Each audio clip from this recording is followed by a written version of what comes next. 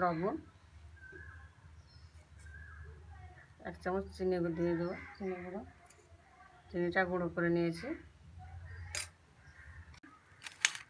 অল্প অল্প পানি দেবো, মেখে নেবো। ময়দা চিটচিটে হয়েছে, একটু কিছুক্ষণ মাখা থাকলে পরে ঠিক হয়ে যাবে। আলুটা সিদ্ধ করে মেখে নিয়েছি। স্বাদ মতো লবণ দিয়ে দেবো, একটু লঙ্কা গুঁড়ো ঝালের জন্য, একটু গোলমরিচের গুঁড়ো, একটু গরম মশলা গুঁড়ো,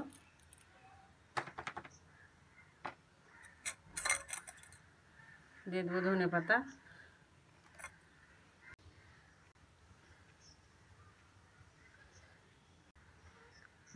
দিয়ে দেবো, কালো জিরে, দেখতে ভালো লাগবে। বেলে নেবো হালকা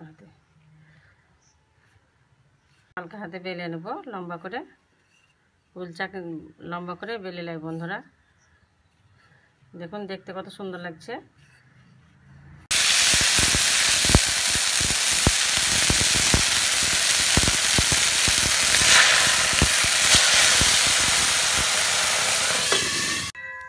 দেখুন বন্ধুরা কত সুন্দর কুলচাটা ফুলেছে। ঘি দিয়ে দিব। দেখুন তো কত সুন্দর ফুলেছে কুলচাগুলা।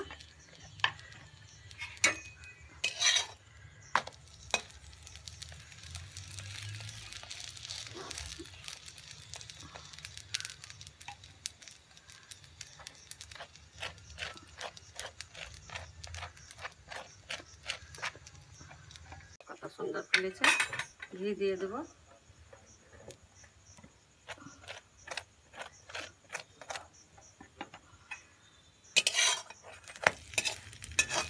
এই যে লাল করে ভেজে দিয়ে কত সুন্দর ফুলেছে। দেখুন কুলচাগুলো কত সুন্দর হয়েছে। আলু কুলচা বন্ধুরা দেখুন কত সুন্দর ফুলেছে। দেখুন এই দেখুন বন্ধুরা দেখুন আলু কুলচা বানিয়েছি।